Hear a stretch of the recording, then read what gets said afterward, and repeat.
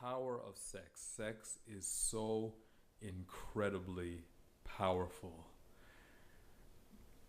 I'm going to read the same verses that I read in the previous message. 1 Corinthians chapter 6, reading a few verses for you, it says, "But sexual sin is never right.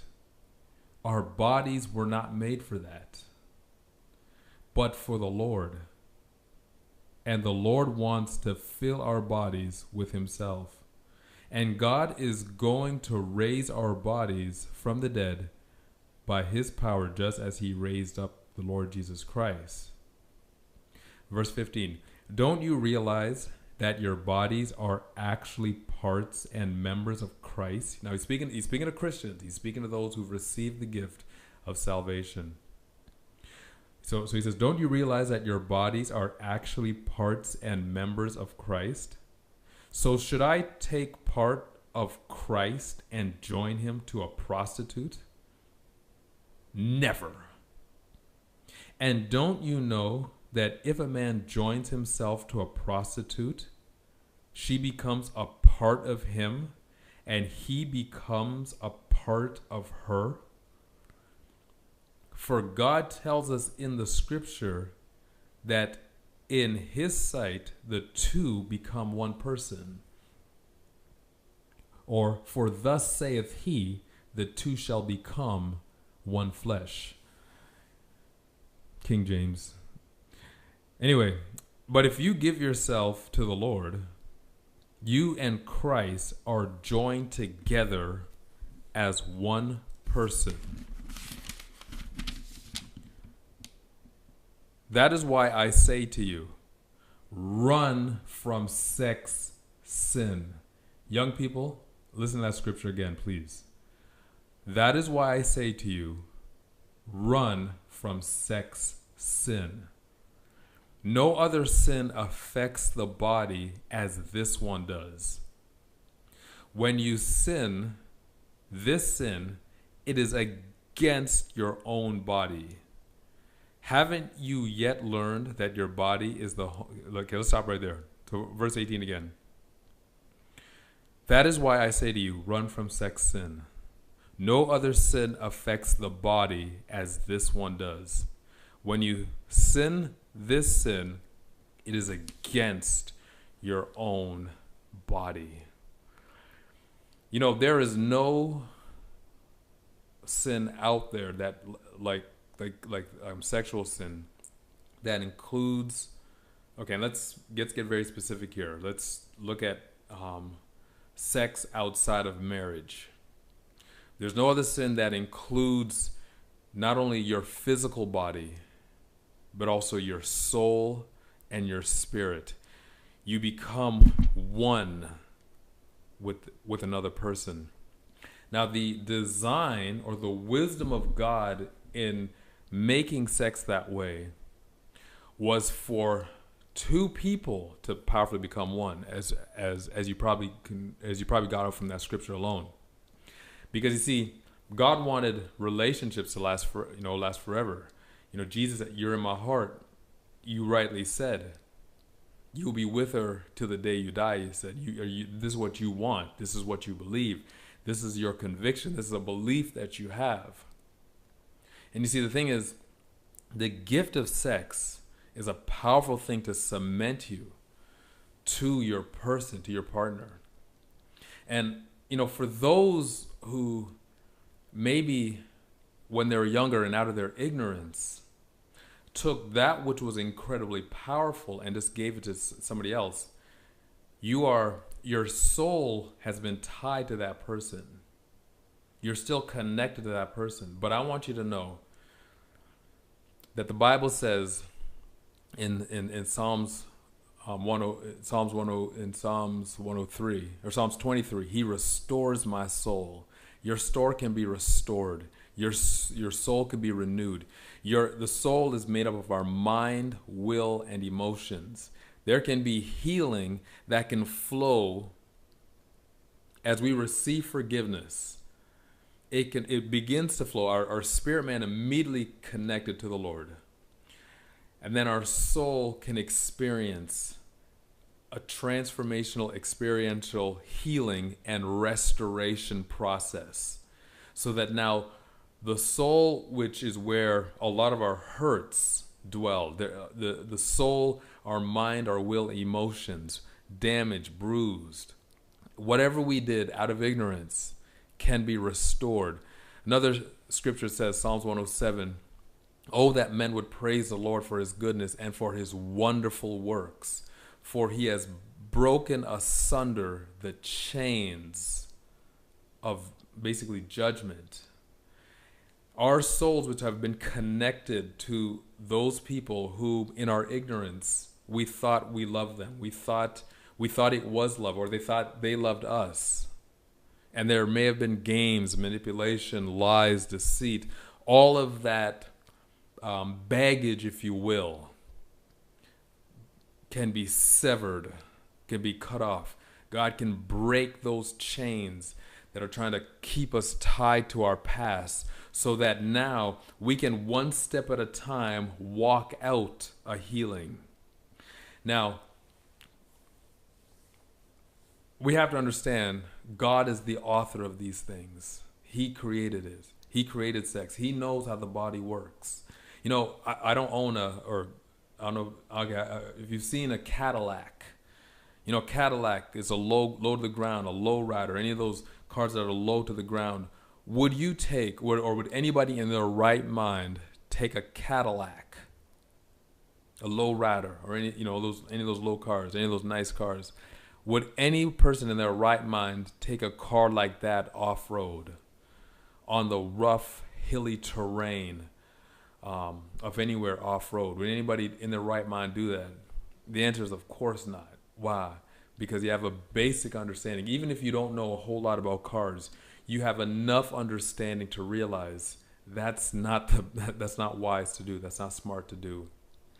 And it's the exact same thing with our physical bodies and sexuality.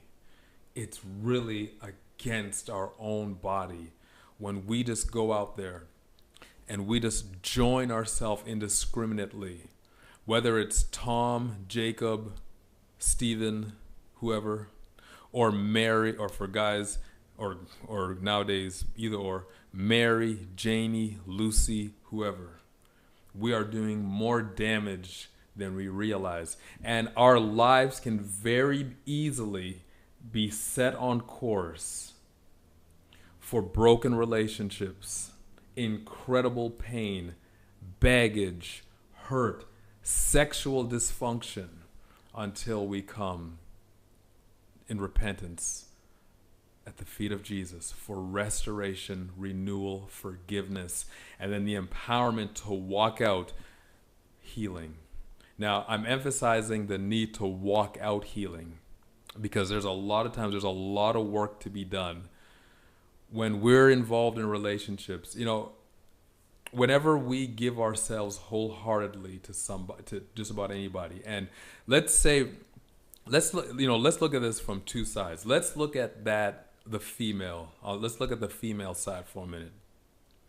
You know, and this is I'm touching on. I'm going to use something. I'm going to read the question again, or the comment from Channy 257.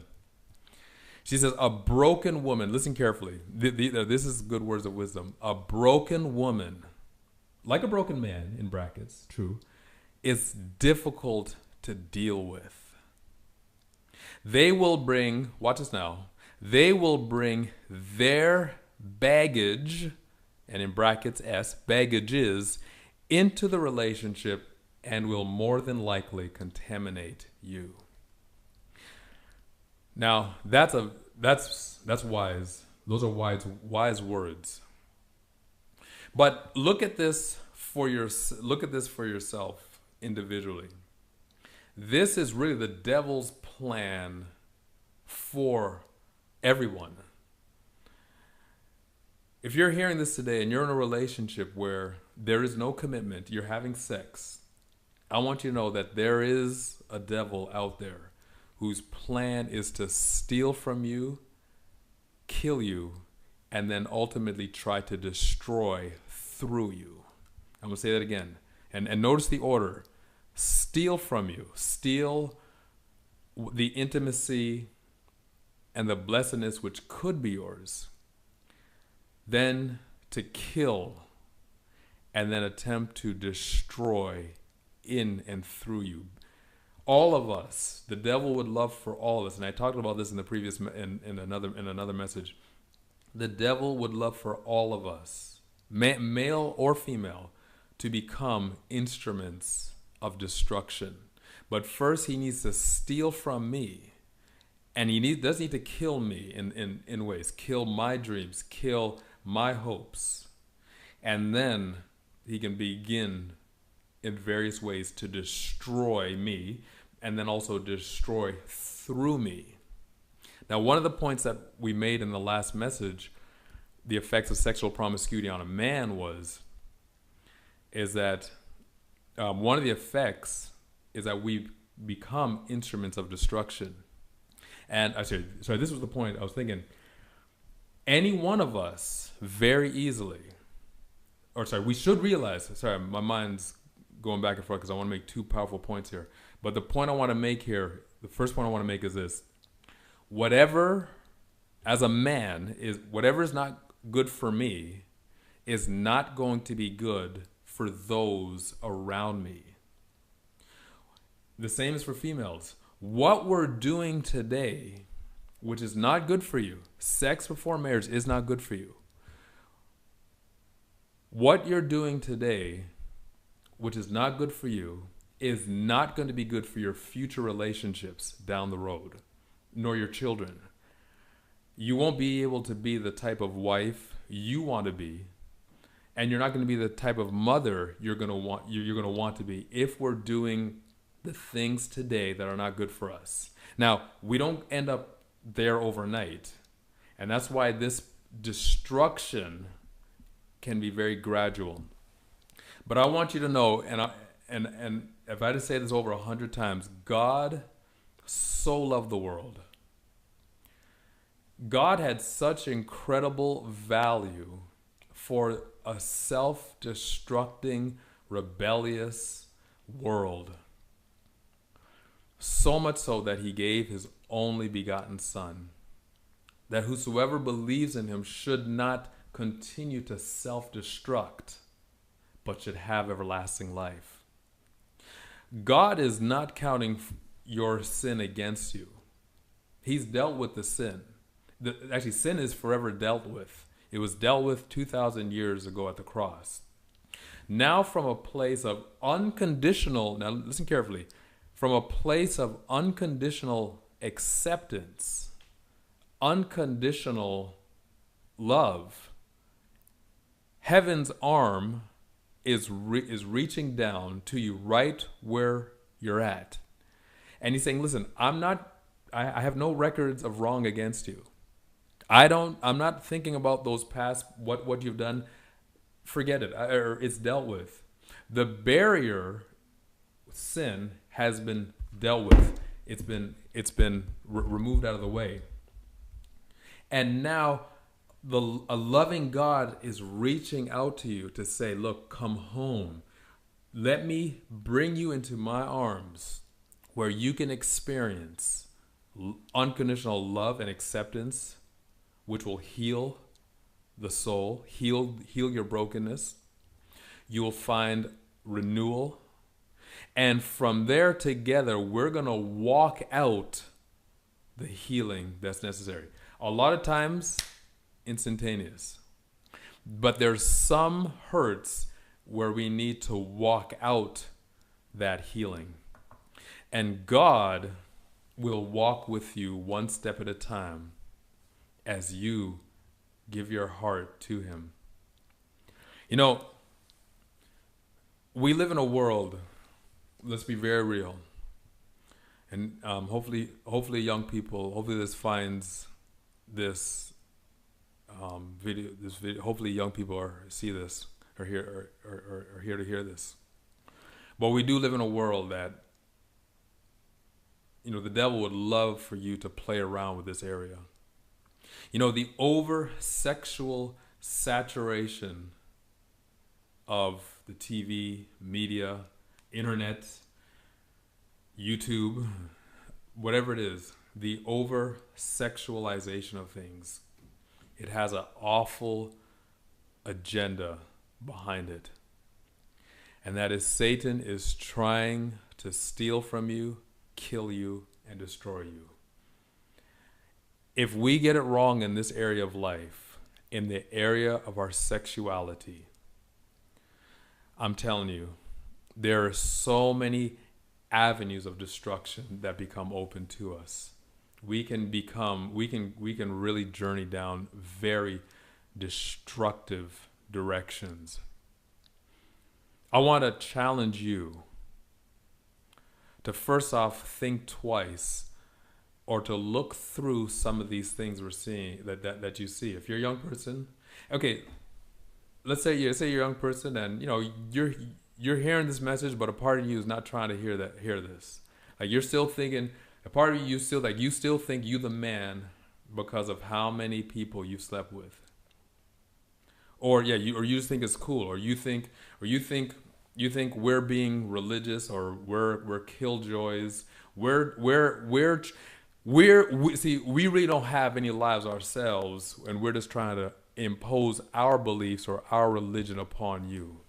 Now, I know for a fact, like, some people have maybe not said like that, but it's almost like as if they think we're boring, we're out to kill their joy. My friend, nothing could be more farther from the truth. Because I'm gonna tell you something. Now, I'm a married man myself, and I'll tell you one thing from the heart to heart. Nobody, and I know this, and this is the truth. Nobody can give me, no woman, I don't care who she is, what she looks like, no woman can give me what my wife can give me. And the deceitful thing about the over-sexualization of things, and this is actually, I consider this a tragedy, because the fact of the matter is, Mr. Play Man, or whatever you want to call yourself, Mr. Whatever, the tragedy is, what you want is not even necessarily more sex. No. We men, we don't necessarily want more sex. What we want is actually more terrific sex.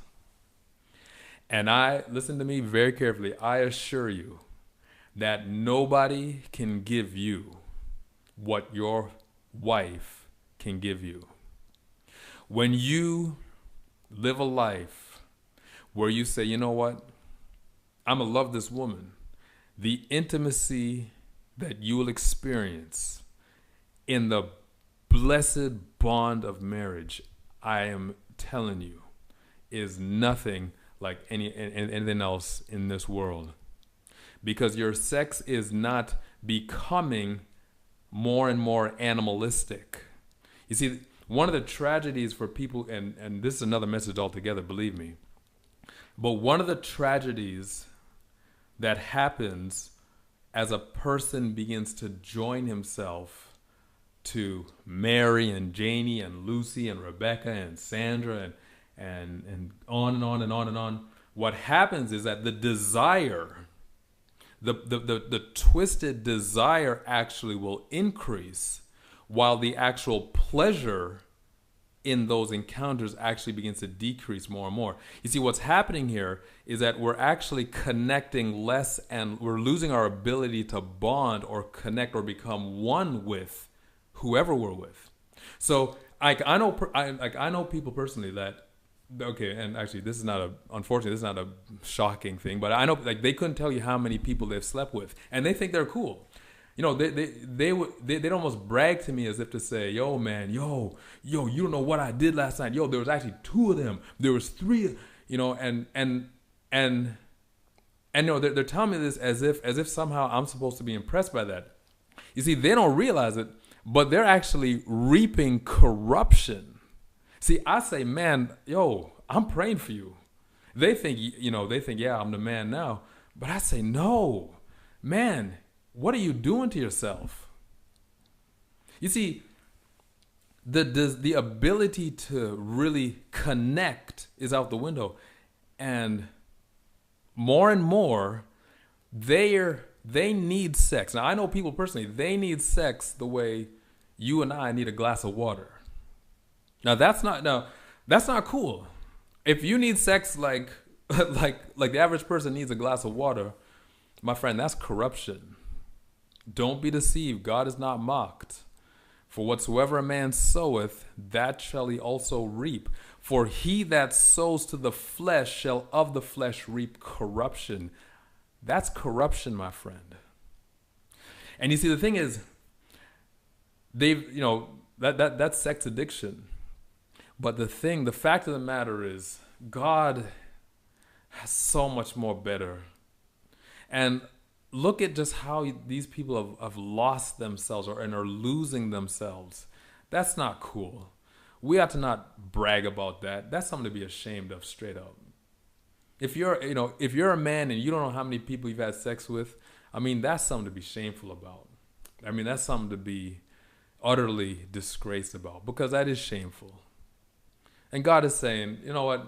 Listen, God is saying to you, you want to know what God is saying? Listen, there's nothing you can do to ever get me to love you less. You know what? Yes, there may be 100 women, 200. Yes, you may have destroyed a lot of lives. Yes, you've been destroying your own life. But listen, what are you going to do right now? I don't want to judge you for what you've done. If I give you what you deserve right now, it's hell.